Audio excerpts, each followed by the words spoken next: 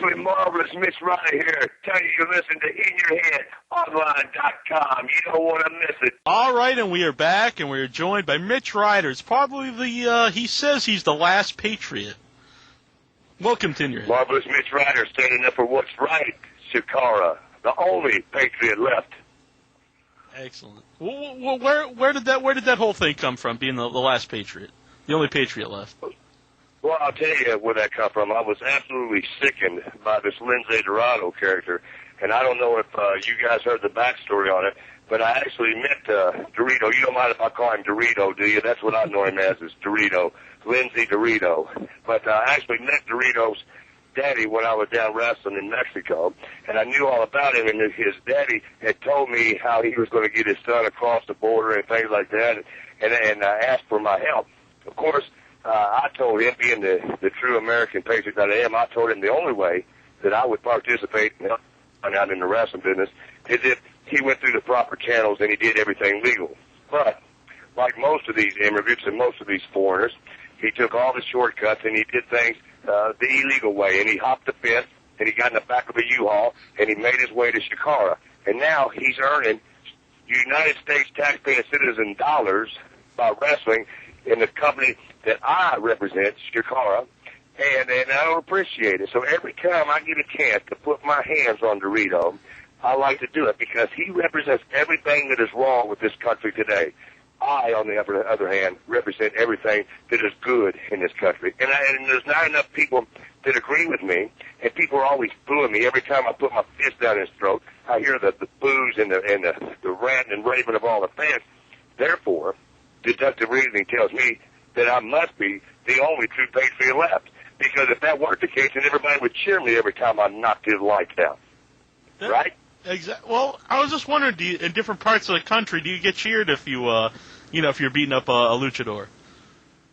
Well, sometimes if you get down there in the deep south, and I'm talking about in the swamplands of Louisiana and Alabama and stuff like that, they love to see you beat up on a Mexican. But, for the most part, and that's what's wrong with this country today. They see this guy, his daddy sewed him up a nice little mask with his proceeds that he made off the banana farm, and he made him a nice little mask, and he learned how to do a couple flips, and all of a sudden he's popular with all the wrestling fans. He never paid his dues. He never traveled up and down the road eating bologna sandwiches and doing what it takes, setting up rings and doing all the stuff that I did to make it where I'm at today. No. He learned how to do a couple flips jumping out of a banana tree down there in Juarez, Mexico, and all of a sudden he called himself a wrestler, and these people are so fooled by what they see on TV and all this X division and all this garbage that these people are putting out with all these high-flying flips and flops and all that they think that that's what wrestling's all about. So they jump on this bandwagon and they start cheering him. So, no, to answer your question, for the most part, people boo me, and that's what I don't understand. That's the great paradox. I'm standing up for what's right. I do the right thing. I beat up this puke. And believe me, if you've seen any of the DVDs, I do beat him up on a regular basis. And I just don't get it with these people. Does that make you mad when you see guys in America like the X Division who are trying to copy the style of the Mexicans instead of, trying to copy a style of, that's been around forever in America, the Southern style? Well, I'll tell you, it more than make me mad, it makes me sad because, see, I realize that it's short-lived. I realize that there's no longevity with this style. You see, once you've seen a guy do a couple flips, you've seen it, and it's over with. There's no art to it. There's no style to it. There's no charisma to it. It's like watching a tennis match, just back and forth, flips, back and forth, back and forth. There's no beauty in it. You see, when I come out there, I consider the wrestling ring my canvas. And I consider myself to be an artist.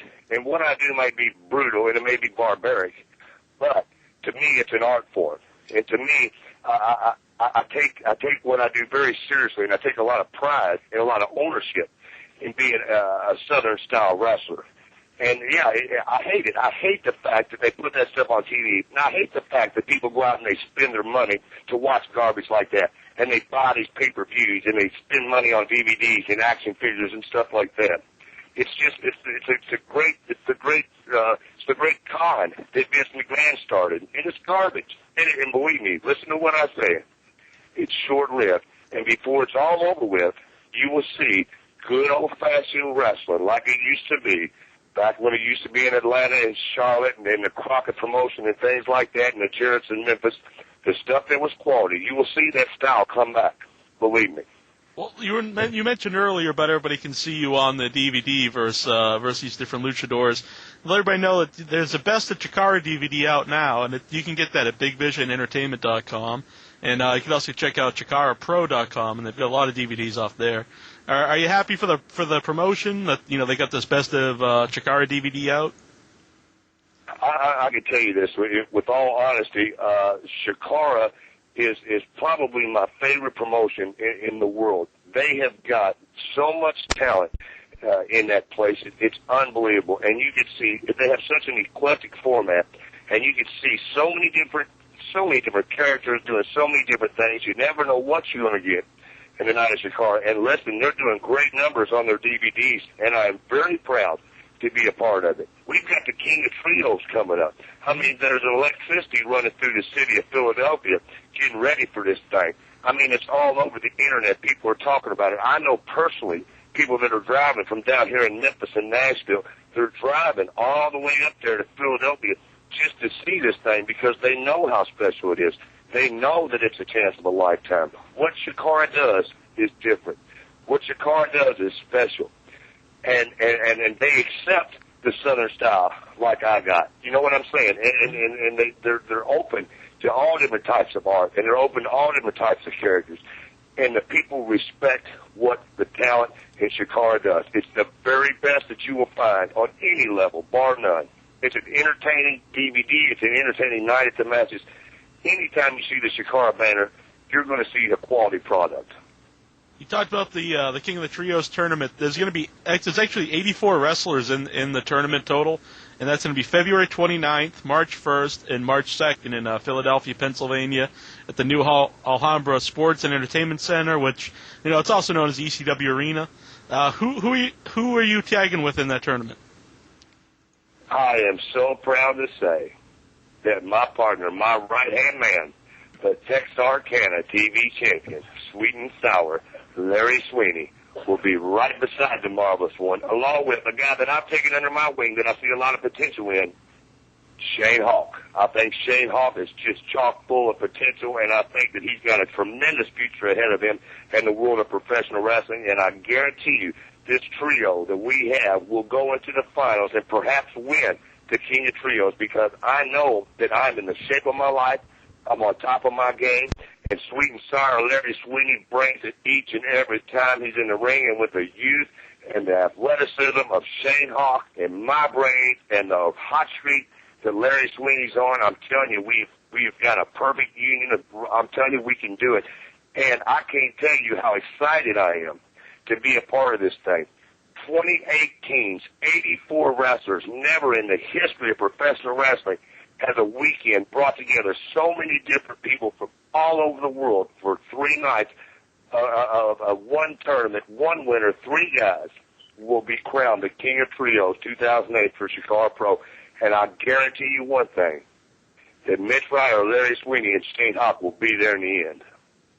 Do you think it's a shame that Robbie Ellis is away on business during that time? He can't be a part of your team? Or do you see this as a chance to take Shane Hawk into the ring, get him some real experience?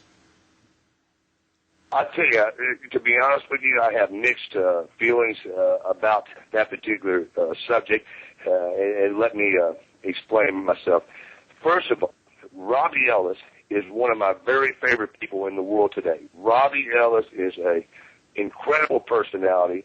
He has got more charisma in his little finger than most guys do in their whole body. Robbie Ellis is a true gentleman. He is a true asset to my profession. He is a great man, and each and every time I get an opportunity to talk to Robbie Ellis, to team with Robbie Ellis, to be on the same show with Robbie Ellis, I consider it an honor. I'm very saddened that Robbie Ellis won't be a part of my team. However, the other side of that is this. Like I said, Shane Hawk has sparks something in me, and I tell you what, I get excited when I see this kid in the ring. Every time he's around me, he motivates me. He does some incredible stuff in the ring, and you know what else I really like about him? Is a lot like Mitch Ryder, I know that he'll do anything it takes to get a victory, and that's what I really like about him. Shane Hawk is a great asset to this trio team. I'm not disappointed in the least to have him as my partner. I'm tickled to death, and I think it is a real opportunity for him to get in there, and he's going to get some national exposure, some international exposure as a part of this thing, and like I said before, I really think we got a shot. We got a caller here on the line. We got Juan. Hello? Juan. Juan, yeah, from Mexico City. I'm doing fine. I'm here in Mexico, and I have a question for you. I didn't listen to the entire interview, but I want to know, what is your favorite Lucha Libre promotion? You know what? First of all, as long as those guys stay down there, then I can appreciate but I'm thinking of going to America. I need to go make some money. Well, I prefer you just stay down there, Juan. I really would. Why don't you just stay down there, do a couple flips with the rest of the luchadors down there, and leave us good old Americans up here doing what we do. But, Juan, I can tell you one thing. If you do make it up here, Juan, listen when I'm talking. Don't interrupt me. If you make it up here, Juan, make sure you make it all the way to where Mitch Ryder is, because I really enjoy tattooing them Mexicans with my fist and branding them with my boots. That's what I do special. But listen, if I had to pick a favorite promotion, I would have to say it's probably AAA. But Juan, I don't encourage you to come up here, because I promise you, if you come up here and you mess with Mitch Ryder, brother, you're going to be packing back to Mexico with a few lumps on your head. You can easily find me. I have a red mask. So if you want to fight me, you know where to find me. I'll be at Chikara. Can somebody translate that for me? What's he saying? What did he say? I think he said he'll buy you a taco. I'm not really sure. Yeah. Is that what he said? Yeah. With my No comprende, Juan. No comprende. No comprende. Hey, listen, Juan. I know you can't afford this phone call. He can't afford this phone call. Why don't you go ahead and hang up, forget about it, stay down there, keep on picking the plantains, do what you do best, and leave us alone, okay? How about that, Juan? You think that's why you and Larry Sweeney stand out so much? Because you guys are such good talkers, and some of the luchadors, I guess, they can't even speak English. Let me tell you why me and Larry Sweeney stand out so much. It has absolutely nothing to do with us talking. Why me and Larry Sweeney stand out so much, first of all, is because we're better looking than anybody else you'll find on the card. Second of all, it's because we back up each and every promise that we make. We don't just spew at them out. We just don't make idle promises. We don't say things we can't follow up on, because if we did that, we would be on the same level as those no-good luchadors like Juan and all the rest of them, Dorito and the rest of them, who just say things to be saying them. Listen, if Larry Sweeney promises you a victory, you better say it's going to happen. If Mitch Ryder says a duck can pull a truck, you better hook him up, because it can be done. I promise you. That is why me and Larry Sweeney stand out, because we back up everything we say, and we look really good doing it. You have a question there, Barbie? Sure. One of the you talked about Shane Hawk earlier. Another young guy who's been kind of in your fold with the Kings of Wrestling is Chuck Taylor. How do you think he's coming along now he's under the tutelage of the Kings of Wrestling? Hey, Chuck Taylor has got a great future, and Barbie, ain't you got a ship heading back across the seas sometime soon? I don't really like your accent that well either, pal. I mean, I agree with a lot of stuff you do, but I really wish you'd get back on the boat and head back across that water. But anyway, to answer your question, Chuck Taylor is a great asset. He was part of the Kings of Wrestling. Chuck Taylor can do it all. There's nothing Chuck Taylor can't do, and he's young, he's athletic, he's in shape. He does anything it takes to win. Chuck Taylor's got an incredible amount of experience for his age. I mean, he's wrestled all over the world. He's done a lot of things in the short time he's been a pro. I guarantee that you're going to hear that name over and over and over again in the years to come. Chuck Taylor is super in my book. Where would you put your guys' team, like the Kings of Wrestling, like an all-time great, like groups like with the Freebirds? Well, I would have to say that you can't compare this trio with a team as great, or trios as great as the Freebirds, for the simple fact that the lack of experience that we have together. This will be the first experience I had with this trio, like with Larry Sweeney and Shane Hawk. This will be the first time the three of us have entered into battle, really, just as a six-man tag, a three-man unit. Like that. And you're talking about the Freebirds, baby. You're talking about Michael PSA, Terry Bam Bam Gordy, and Buddy Roberts, three of the greatest that ever laced up a pair of wrestling boots.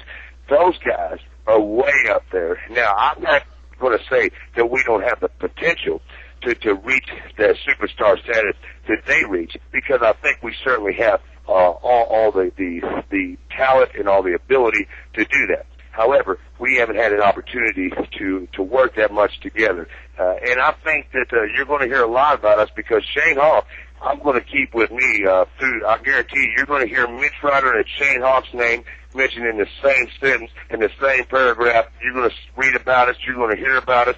People are going to talk about Mitch Ryder, Shane Hawk, and Larry Sweeney. 2008 is our year, so there's some bright things in store for us. But I'd say that by the end of 2008, then you will be able to start ranking this trio. Then you will be able to start thinking about a legacy. Then you'll start thinking about where we rank as far as all-time great trios. Right now, we just can't do it. You talked about taking some of those guys under your wing. Was there anybody in particular that took you under their wing, when you started out? Oh, there's a host of guys that helped me. I mean, an incredible amount of guys that helped me. And Bill Superstar Dundee was a great help in my career and helped me get going.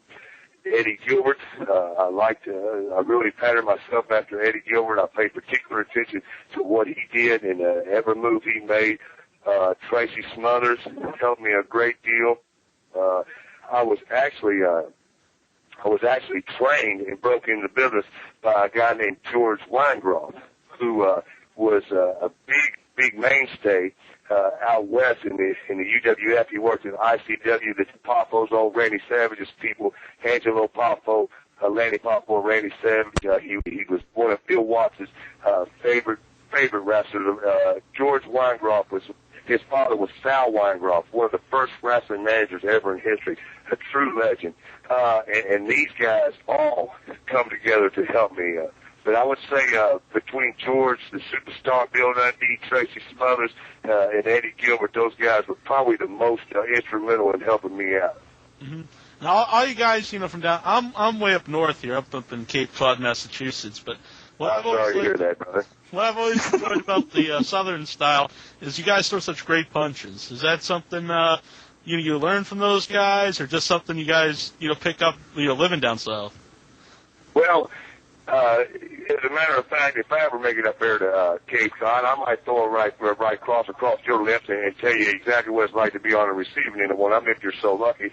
But then you can take that fat lip of yours around and show it off and tell everybody that the Marvelous One gave that to you. But anyway, to answer your question, the reason that the people down south could throw such a good right hand is because we fought every day coming up. I mean, that was what we did for a good time. When the other kids were playing kickball at recess, me and my buddies was over beating the heck out of each other, trying to fight over the girl, the good-looking girl of the class, or the cheerleader, or stuff like that. And every time we went out to the bars and we started to put on that bourbon whiskey, we always got to fight. So I think it's a way of life.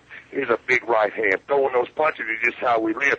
I tell you what, I've been hit harder by my old lady than some of those guys up north throw punches. I guarantee you that, because she's a good old Southern gal. My mama throws a good right hand. So you don't want to get hit by my mama, because she'll knock your teeth down. You throw both of them if you mess with her. And it's just a way of life. Big right-handers. I mean, Jerry the King Lawler, one of the hardest right hands in the business ever. I mean, these guys are known for that. Eddie Gilbert threw a great right hand. Bill Dundee with a great right hand. I mean, it's just a way of life, man. I grew up throwing the right hand. Oh, yeah. We got a caller here. We got Ryron on the line. What's his name? Ryron. Ryron. Don't worry, I'm American, sir. Good to hear it. You got a funny name, though. Is it true that you wrestled Rick Rude in WCW? Yeah, I'm afraid I did, man. When I was down there, I went down, actually worked, a lot of people don't know this, but I worked for WCW off and on for for a couple of years in the early 90s, real early 90s. I used to go down with Rip Rogers when they taped at Center Stage and stuff like that, and I got to wrestle Mick Foley down there. I got to wrestle Rick Rude. A lot of guys, people aren't aware of it, but yeah, I wrestled Rick Rude, and although in fact some goofball put it out on the YouTube, and I was just a kid when I wrestled him. I wasn't but about 18 years old, and it's quite comical to watch it. I hadn't really come into my own yet, and I was really green and really inexperienced. But I tell you what, it was a chance of a lifetime. It was an honor to be in there with him, even though he just beat me to death. He held me up in a stack suplex so long, I didn't think we was ever coming down. And when we come down, when he finally dropped me, I thought I was going to die. I mean, it hurt so bad. But and another thing about Rick Rude, when I got in the ring with him, TV, most people that didn't see him live had no idea what a true giant Rick Rude was. He was so broad in his shoulders and such a big man in stature that TV, he was so lean in his midsection, and his stomach was so ripped that the TV really didn't do him any credit because he's so lean that you didn't realize how big he was. But once I got in the ring with him and I stared across the ring at him, I said, oh my God, this guy's a monster. And then standing beside him, he was just a really, really big man. And I didn't realize it until I met him, how big he was. And when I was down there, Bill Dundee was working as an agent down there at the time. And because me and Bill had the history together, and me and Jamie run around, and Bill helped me, as I said earlier, in the business, he really looked after me and made sure that I got to get in there with some of those top quality guys like Rick Rude and Mick Foley and stuff like that. It was a great learning experience, I tell you. Although every now and then I still feel the knots on my head that Rick Rude gave me years ago. But he was tough, brother, no doubt about it. One of the toughest that ever done it. Anything else there, Ryron? Say it again. I was asking if Ryron had another question. Yes. Do you now you said how you got broken in by Rick Rude and people in WCW. Do you enjoy now being able to break in younger guys? I would tell you, I would be lying if I told you that I didn't enjoy it, because I really, truly do, man. I do. There's nothing that I like more than helping out somebody like Shane Hall that I feel like's got the potential. It's got a decent attitude that's willing to listen to. You know, there's a lot of prima donna punks out there that you try to give them a little bit of advice, and it falls on deaf ears, and they're just unwilling because, you know, everybody thinks they know everything. They watch a little bit of Monday Night Raw, and they think they know how to wrestle, and that's just not the case. But when you get somebody that's got a good attitude, when you got somebody that's willing to listen to you and really puts their heart and soul into what they're doing, it's a pleasure to help them out. Believe me, it's a real pleasure, and I enjoy it thoroughly. Thanks for calling in, Ryron. Positively. Let's see another. We got Brian here on the line. He's been calling in a bunch tonight. Oh, yeah. Brian's bored. I was listening. Hey, Brian, you're bored, ain't you, man? No, I'm just bored. But yeah, I was listening to you at the beginning before you went on the air. You're talking about bourbon. Now, I was under the impression that the best stuff was from Tennessee, not Kentucky, as far as bourbon and whiskey is concerned. As far as you were talking about that, I always thought that Jim Beam was basically for people that couldn't afford Jack Daniels, but that's just... Is that what you think? Well, yeah, it's obvious you don't know too much. And let me tell you something. Let me tell you how goofy the whiskey is that comes out of Tennessee. Jack Daniels, smart guy, has made in Dyersburg, Tennessee. In Dyersburg, Tennessee, it's a dry county. You can't even buy Jack Daniels in the county that it's produced in. Now, if that's not goofy, I don't know what is. I prefer little Jim Beam because that's what Hank Jr. drinks, and that's what Mitch Ryder drinks, and that's what people with a little bit of taste. Let me tell you something. Money's no object. I spend for what I enjoy, brother, and that's what I enjoy, Jim Beam. Bourbon. There's a difference between bourbon and whiskey. Study up on it. Yeah, I mean, there's some decent booze comes out of Tennessee, but the very best comes out of Kentucky. Okay, and I also was reading in your biography that you were trained by Ken Patera.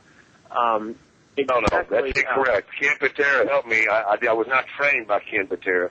I wrestled for Ken Patera in the mid-'90s. I'm sorry. That must be a misprint, or somebody's got some incorrect information there. I was just wondering if you had any recollection of him or not, because I remember you can't trust everything you read online there, Brian. No, not every. No, I do have experience with Ken Patera. Believe me, I spent a couple years working with Ken Patera, and he was very influential in my career. I mean, I got a great history with Ken Patera, but he didn't train me per se. He didn't train me. Now, what was the question about? Do I have any what? Basically, if you had any interesting stories about him, because I read that he had a little incident at a McDonald's back in the '80s, and that's what most people know about him. I just wondered if you had any interesting stories about him from working with him earlier or not. You know what? I have a lot of great Ken Patera stories, but I don't know if there's many of them that I can talk about right now. There's not. I don't know if there's any of these stories that I have that he would appreciate me telling. But I can tell you this: Ken Patera was a character. He was a very, very interesting character. But see, Ken was a big drinker. Talking about whiskey, Ken has always been a really, really, really big drinker. And it just so happens that the time that I worked for him is when I spent up there in Minnesota with, I was working for him and Adnan El Casey. And the time that I was up there, Ken was actually on the wagon, and he wasn't drinking. So I heard a lot of stories from him, and other people told me a lot of stories, and he told me a lot of stories. I didn't get to see as much from him because he was on the wagon. But, I mean, he was. I remember Adnan always told me how the AWA plane and how all the AWA guys would be upset because a plane would be ready to go and they'd be waiting on Ken Patera, and he'd hold everything up, and he was always late. And I heard, pretty funny stories about, him and his escapades with the ladies and stuff like that. But, like I said, the whole time I was up there, he was on the wagon, and he was really, they had started a promotion, him and Adnan, and was really doing well. And we had TV going for a while, and then we was all making money, and I was up with Lenny Lane and Buck Zumoff, former AWA light heavyweight champion, and Scott Zappa was up there. Who else? I worked with Valentine up there. Jim Neihart came down quite a bit. Also, what's his name? Barry Darso was there quite a bit up there. But it was an interesting time. I wish I could tell you some stories about Patera, but the ones I got, I don't think he'd appreciate me telling. That's a good point. Well, I appreciate you taking my call, but thank you very much, and I'll make sure that I try some of the Jim Beam sometime. I'll take your... get a little class about you, man. It's not always how much you spend on something, man. Have a little class about you, and don't always look at the price tag, man. Get a little culture about you. Try things different. And for God's sake, get a life, man. Thanks for calling in, Brian. We got another call here. We got El Santo. Who? ¿Qué pasa? Oye, ¿qué pasó? Yeah, I don't talk like that, brother. Hey, let me ask you a question. How do you come up with the song? With the Devil with the Blue Dress song? How you came up with that? Do you have a chimney chomping in your throat or something? Because I can't understand what you're saying. What are you talking about, man? Would you get the jalapenos out of your mouth long enough to talk clear? What are you talking about, brother? I'm talking about that song you wrote. I didn't write no song. Are you drunk? Are you back on the Cerveza there, brother? Are you sipping the tequila again? A little Jose Cuervo for you there? You goof. Why don't you just back up on the roof where you belong? Ain't you got a roof to put on somewhere? I think you said somebody's wondering where the roofer's at. You come over Somebody wants to know where the roofer's at. You need to get your nail pouch back on, get back up the ladder, back on the roof where you came from, and put that cell paper down and leave me alone. Hang up the phone with that goof. I'm done with him. Hang the phone up with him. I'm done with him. All right. I want to know, who are you looking forward to facing in the King of Trios tournament? Who do you hope your team gets, put up against? You know what? I am so excited about the whole deal that it really makes no difference because, as I said, the whole city of Philadelphia is electric with this King of Trios. It is the talk of the town. It is the talk of the wrestling world. It really makes no difference. There's so much quality up there. There's so many teams with so much talent that it really makes no difference to me. It makes no difference. I look forward to getting, anytime I get to get my hands on one of them luchadors, and that's a perfect example of the drunk that just called. I mean, there ain't none of them worth a quarter. None of them. They're all lazy bums. They all, they got nothing going for themselves. They jump the fence every chance they get. They share Social Security numbers. And then these people, these wrestling fans, they cheer for them. They cheer for them. They got some big old fat girl with low self-esteem that gets their daddy's credit card and buys them these masks, these fancy masks, okay? So they have a fancy mask sewed up. They get on a trampoline, they learn how to do a couple flips, and they call themselves wrestlers. All they want to do is get back on the bar stool, sip the tequila, eat the jalapenos, and do all that stuff. I just ain't got no use for them. So hopefully, me and Sweet and Sour, Larry Sweeney, and Shane Hogg will get an opportunity to whoop some luchadors. Excellent. We got another call here. We got TJ on the line. It's true. How you doing? Good. What's up, TJ? Oh, not too much. I was just wishing you the best of luck in the tournament. Awesome. Thank you. And I just wanted to know, do you practice a lot, like doing the promos, or is it just something that comes naturally for you? Because you can talk. Brother, I want you to think about what you said. Did you ever practice talking? Nope. Okay, I have never practiced talking either. Now, people that have suffered strokes or people that have lost the ability to talk, they practice talking. But what does a 30-year-old man have to practice talking for? If I don't know how to talk by now, then I've really done something wrong. Don't you think, TJ? I agree. I just really wanted to be insulted by you. That's what I wanted. That was my secret plan for calling it. Well, TJ, get back to the internet porn, and I hope that I satisfied your request and all that. Just remember, keep it above the belt, 18 and over. Make sure they're 18, TJ, okay? Okay, Mitch, thank you much. All right, take care of yourself. Or kill yourself. You also got a big event coming up, the XCW, the Legends of Louisville. It's going to be in Louisville Gardens. Not the Legends of Louisville. Muhammad Ali is a legend of Louisville. It's called the Legends of the Louisville Gardens. I gotcha. There you go. The Legends of Louisville Gardens, and that's going to... Do I say it wrong when I say Louisville? Is that how us Northerners say it? No, you could say Louisville. That's right, Louisville. All right. And that's be March 4th at the New Albany Armory? National Guard Armory. Right.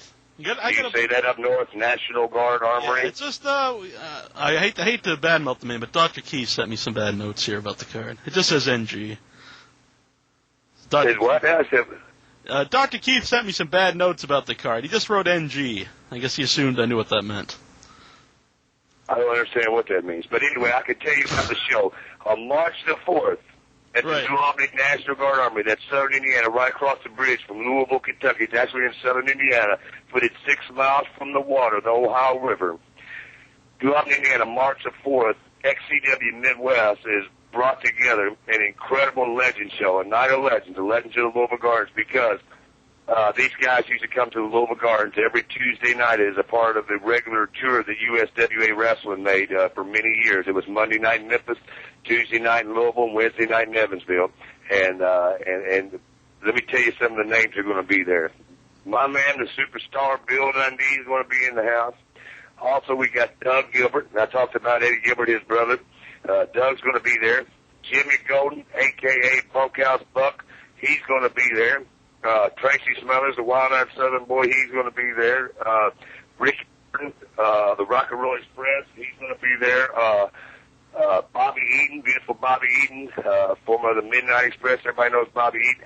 And now, I need to say that for the first time in 7 years, the tag team PG-13 is reuniting. Wolfie D's been in for 7 years. He has not wrestled. He has not been in the ring in 7 years. And for one night and one night only, Wolfie D will be back in the ring. Him and Jamie Dundee, PG-13, March the 4th at New Albany's National Guard Army. It's going to be incredible, man. Big Bull Payne's going to be there. Chris Michaels, Todd Morton, myself, Too Tough Tony, Andy Douglas is going to be there from TNA's The Naturals when he was the former NWA Tag Champions. It's going to be an incredible night, man. I'm excited. I can't wait. They've really done something special with this Legends show. It's going to be awesome. That's actually one of my favorite teams is PG-13. So that's going to be really cool to see those guys back together. You know what? I just got off the phone with Wolfie right before I took this interview, and Wolfie excited about doing it. And I'm going to tell you a little side note, a little interesting tidbit. A lot of people ask him to come out of retirement and have asked him to do the shows for them. There's been a lot of people calling him since the word got out that he's doing this show, and he's turned them all down. Actually, Hulk Hogan called him to do the show in Memphis. Do you remember the show, Hulk Hogan, where he was supposed to wrestle Lawler and Vince told Lawler?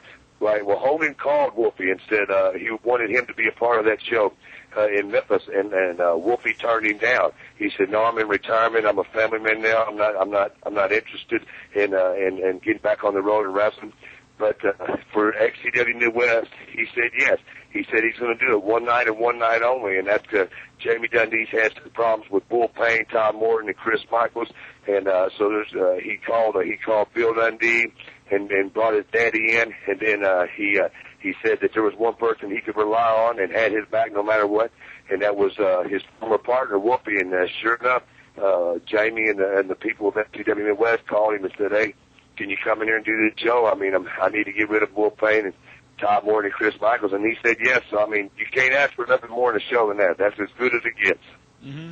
Yeah, it's going to be really special to see those guys back together again. You mentioned about he was going to be on that show with Hogan.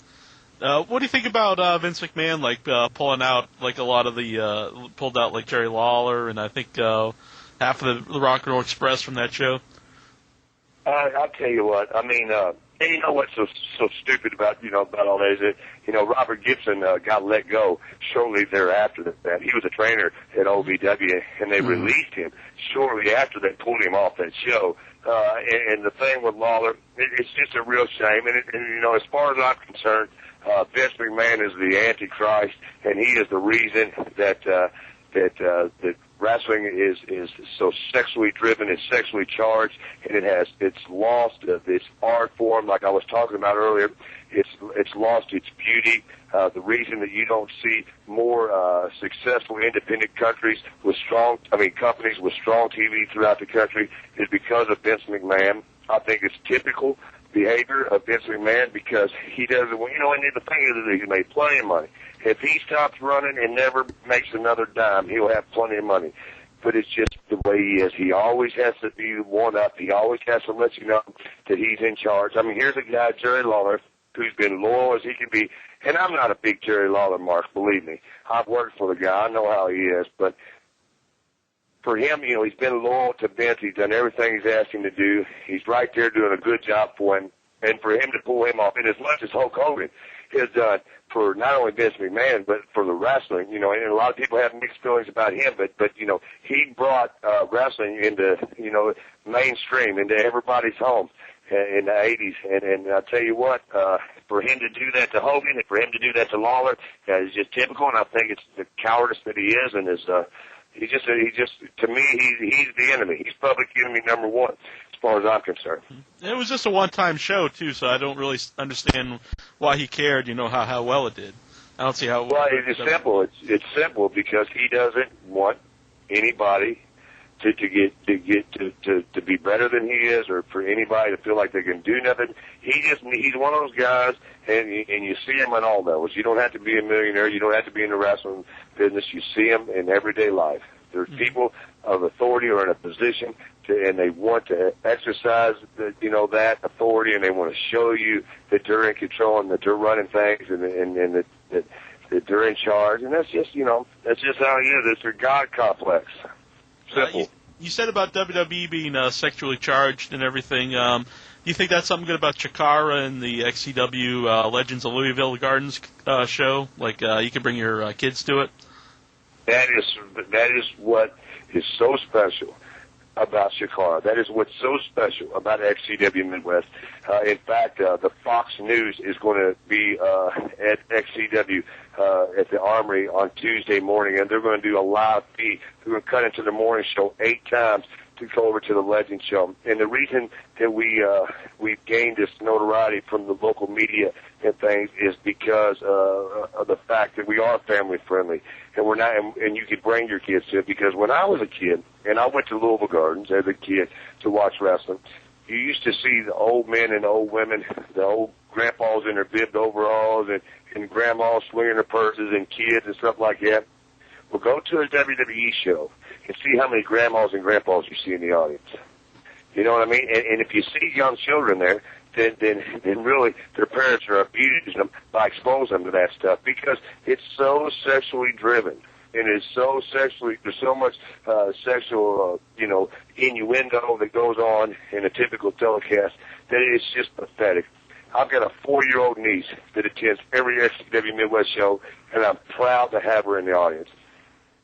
I've got a 13-year-old daughter that I'm proud to have in my shows. I'm proud for her to watch a Chikara DVD because this is something that she can enjoy, and she doesn't have to put up with that, and I don't have to expose her to the pornographic-like material that those guys are putting out. If you let a small child, if you let a 4- or 5-year-old, 6-year-old kid watch Monday Night Raw, listen to what I'm saying, you are abusing your children.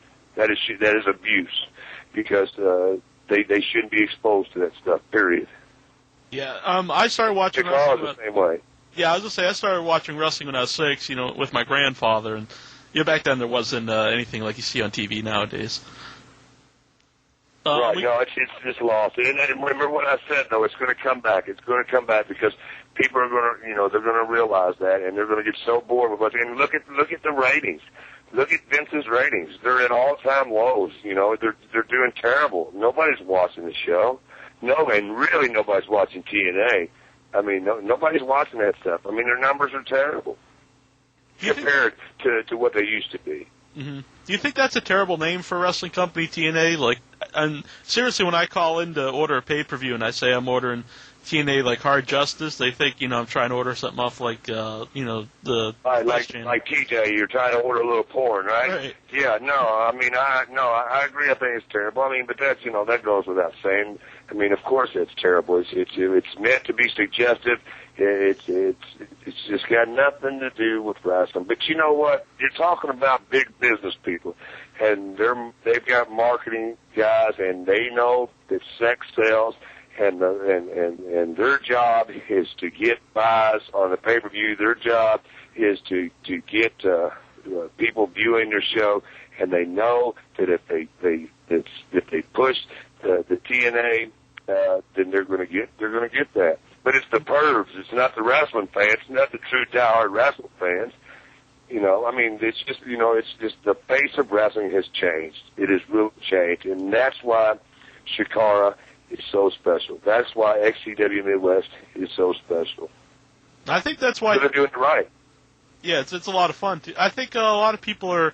I don't know, like if you see the TNA name, you might think you are getting some porn, and then you buy it, and it's a wrestling show, and so it turns you off, and it turns off wrestling fans. I don't know who it's supposed to really appeal to.